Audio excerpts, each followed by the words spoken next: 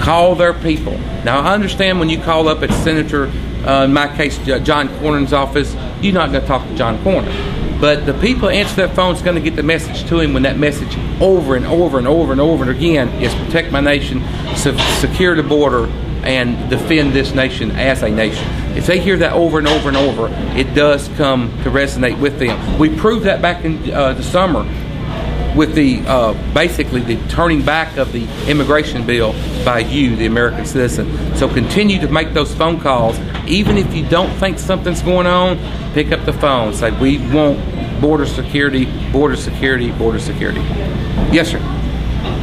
What is the status of the bills in the Senate and Congress involving the 2 border patrol agents? Do you know? There's really no bills in Congress that's demanding any change. There has been some hearings. I understand there's going to be some more right at the first of the year.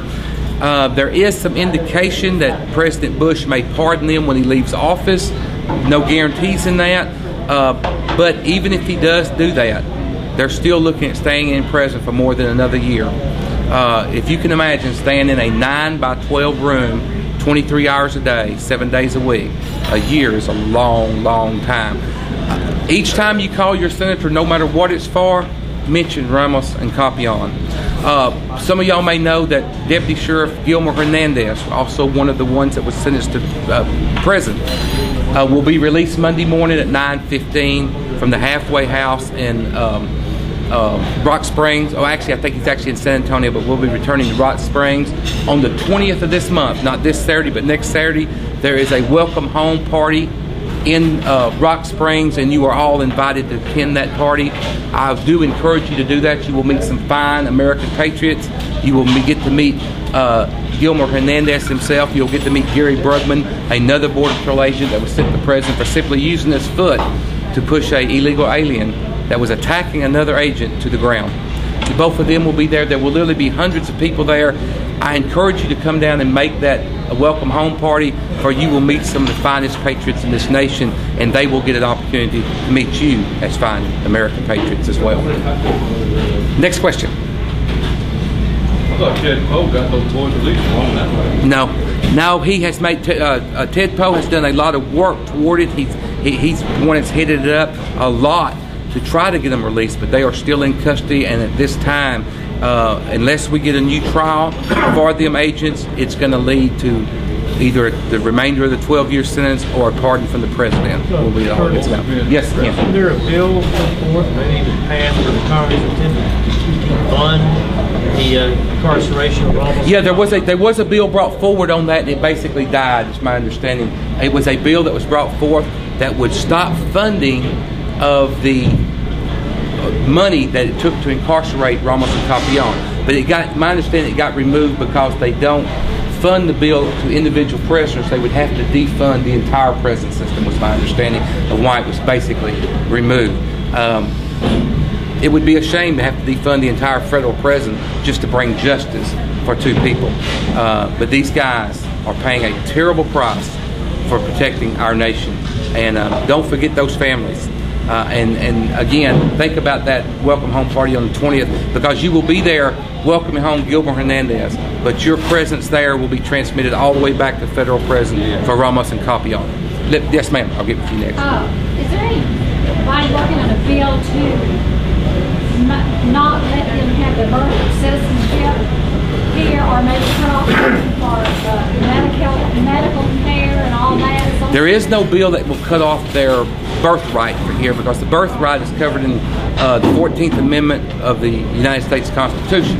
Now, there is all kinds of controversy on exactly what the 14th Amendment says.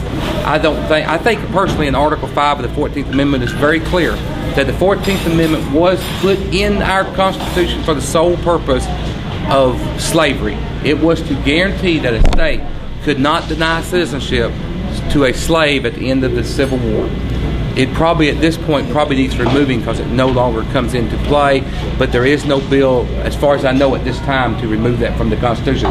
Ken's got something about that, and I know he does, because he's done. Well, there's a constitutional amendment, and I don't like constitutional amendments because they clutter up the Constitution, that Ron Paul has put forth, which would give definition on that are Section 1 of 14th Amendment that says all persons born or naturalized in the United States and subject to the jurisdiction thereof are citizens of the United States and of the state wherein they reside. Well, as Curtis pointed out, freed slaves were in view, not illegals crossing our southern border or northern border. And for a long, long time, there was no thought that that would include the illegals coming from the various nations. And all of a sudden, through the doctrine of legal positivism, which means you've got a living constitution, what it meant something 100 years ago means something different today, or in addition. And so using that policy, judicial activists said, yeah, you have your child, you come here, you have your child, whammo, they're a citizen. Now there's two approaches here. John Birch Society proposes a statutory approach, and I believe in the last Congress there was a bill, and has not been reintroduced, which would actually, using a congressional prerogative, a long-standing congressional prerogative, define something where the Constitution is silent. The Constitution never said what subject to the jurisdiction thereof meant. And we say with a majority vote, statutorily, the Congress could do that and simply say that that does not include people crossing the border. To cross the border, you're not ordinarily subject to a jurisdiction thereof.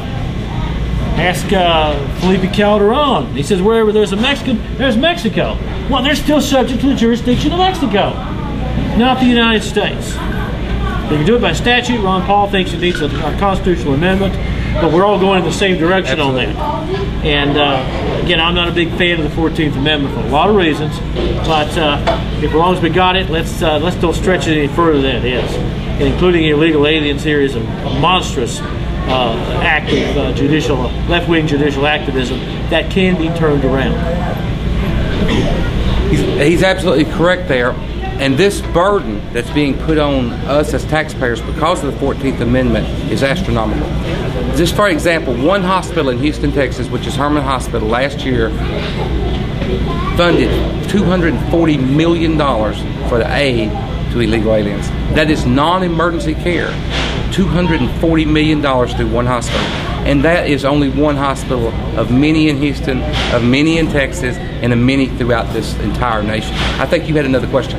Yes, I just, before leaving the topic of Ramos and Compion, yes, I know their families have been devastated financially by this. Is there any organization or means of supporting these two families? There is a means to do that.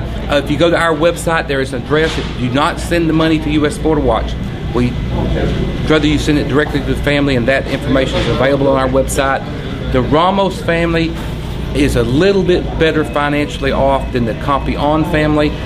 So if you have to make a decision to help one, I will assure you the Ramos family would understand if it went to the Compion family. And it's simply because of their financial status and prior to the arrest, and plus the way their families are able to help. Ramos' family is fortunate. Their entire family is very joint, they're very local, and they're able to help. But the biggest help that's helped both of these families have came from right here, the American Patriot. There has been some money sent to them. Do they need more? Yes.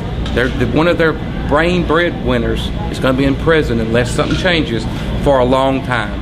And it takes a lot of money to provide for a family for 12 years. So don't give up on that. There is no amount of money that's asked for.